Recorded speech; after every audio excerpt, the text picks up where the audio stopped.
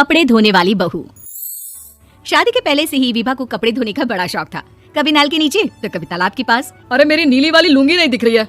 विभा की अम्मा कहाँ रखी है लुंगी? अरे वो तो विभा ने परसों ही धोकर रखी थी आपकी अलमारी में, देखो वहीं होगी। वो ना मैंने आज धो दी, मुझे लगा कि गंदी हो गई होगी। अरे कैसे गंदी हो गई थी? उसे तो मैंने पहना भी नहीं। हे भगवान, इस लड़की के कपड़े धोने की आदत से परेशान हो गया हूँ मैं। जितना तो घर में राशन नहीं आता उससे कहीं ज्यादा डिटर्जेंट पाउडर का खर्चा है। इसकी शादी करवा दो, शादी जाए अपने घर में ही करे काम, फिर चाहे घर के कपड़े धोने हो या पूरे गाँव के।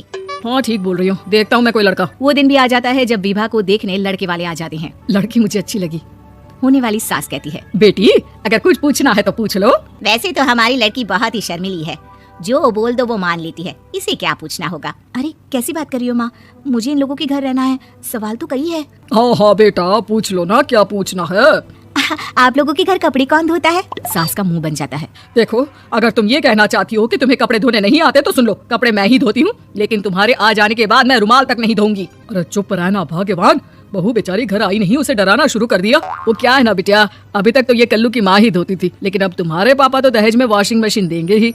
तभी विभा की माँ बोल पड़ती है, सवाल भी पूछा तो क्या। वैसे भाई साहब, मशीन की तो फिर भी कपड़े धोने की कैपेसिटी होती है, मतलब जो बिटिया दे रहे हैं ना विभा, इसे कपड़े धोने का बहुत शौक है। ये आप लोगों के क्या, आस पड़ोस गांव मोहल्ले सबके कपड़े धो दे और उफ तक ना करे। बाहर देखा नहीं आपने कितने कपड़े सूख रहे हैं? सब हमारी बिटिया ने ही तो धोए हैं। बस भी करो ना माँ, शर्म आ रही है इतनी तारीफ सुनकर।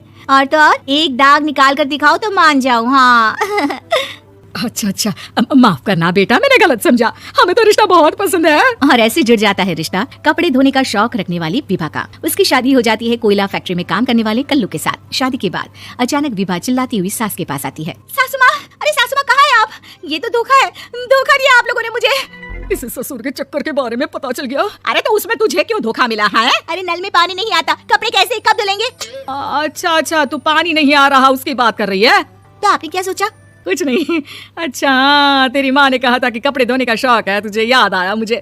शौक शौक बोलकर कपड़े धोने वाले मेरे जुनून को कम ना आके सासू माँ, कपड़ा धोना मेरा गुरूर है। तभी पति भी वहाँ आ जाता है। अभी अभी मैंने इसे सनी देओल की फिल्म दिखाई है, उसी के डायलॉग मार रही है माँ। अच्छा सुन, साफ साफ बता रही हूँ, पानी सुबह 4 से 6 और शाम को 10 से 12 आता है, समझी? विभा टाइमिंग सुनकर हैरान हो जाती है। ये क्या भूतों का मोहल्ला है? सुबह 4 बजे उठकर कौन कपड़े धोता है? 4 बजे टंकी में पानी जाता है, फिर सारा दिन धोना ना, किसने मना किया? अरे कैसी बात कर रही है? 200 लीटर की टंकी में कितने कपड़े धो लूंगी मैं, सुबह ही उठ जाऊंगी मैं। अब क्या था, विभा सुबह 4 से लेकर रात के 12 बजे तक कपड़े ही धोती रहती। एक रोज सास पड़ोस से निकलकर कहीं जा रही होती है कि साथ वाली कहती है, हाँ कल्लू की माँ, जरा ये बताओ कि 2 साड़ी है, 2 ब्लाउज और एक पेटीकोट और एक नाड़ी वाला लंबा कच्छा। हाँ तो? अरे तो क्या, कितना लोगी धुलाई ये बताओ। धोबन दिख रहे हैं हम क्या? हमारे पति सरकारी नौकरी से अभी अभी रिटायर हुए हैं और बेटा सुपरवाइजर है कोयला फैक्ट्री में। धोबन समझ रखा है हमें? हाय रे कल्लू की अम्मा, माफ कर दो, वो तो मोहल्ले में यही सब बता रहे थे कि तुमने बहू को कपड़ा धुलवाने के काम में लगा दिया है। सास को पड़ोसन की बात सुनकर गुस्सा आ जाता है। वो घर पहुंचती है जहाँ घर के बाहर ही इतने सारे कपड़े सूख रहे होते हैं जितने कि किसी धोबन के घर पर। अरे ओ कल्लू की दुल्हन, बाहर निकल। माँ जी यहीं आ जाओ, बाथरूम में चादर धो रहे हैं हम। अरे अभी हम धोते हैं, तुमको बाहर निकलो। ये आस पड़ोस वाले बोल रहे हैं कि हम बहू से कपड़े धुलवा धुलवा कर उसे कपड़ा धोने वाली बना दिए हैं। अरे छोड़ो ना माँ जी, किन लोगों की बातों में आती हो? आस पास के लोगों का तो काम ही होता है कि वो किसी तरह सास बहू को लड़ा दे। बहू सारे घर के कपड़े धोती है, ये क्या कम है? बोलिए। सास को भी लग जाता है कि वो बहू का ये सनकीपन नहीं छुड़वा सकती, इससे अच्छा है कि खुद ही चुप हो जाए। एक रोज सास और बहू मंदिर जाते हैं जहाँ सास की साड़ी वहाँ खड़ी भीख मांगने वाली से मिलती है। माँ जी क्या बात है, आपकी साड़ी उस भिखारन से कितनी मिल रही है ना? हाँ हाँ देखो तो, दोनों की साड़ी मिल रही है। क्या बात है कल्लू की अम्मा, तुम खुद को तो अफसर की बीवी बताती हो और ऐसी सिंपल सी प्लेन साड़ी पहनकर घूमती हो। सिंपल और प्लेन नहीं है ये साड़ी। तो क्या सोने के धागे से फूल बने हैं? कुछ भी सासू माँ, कुछ भी।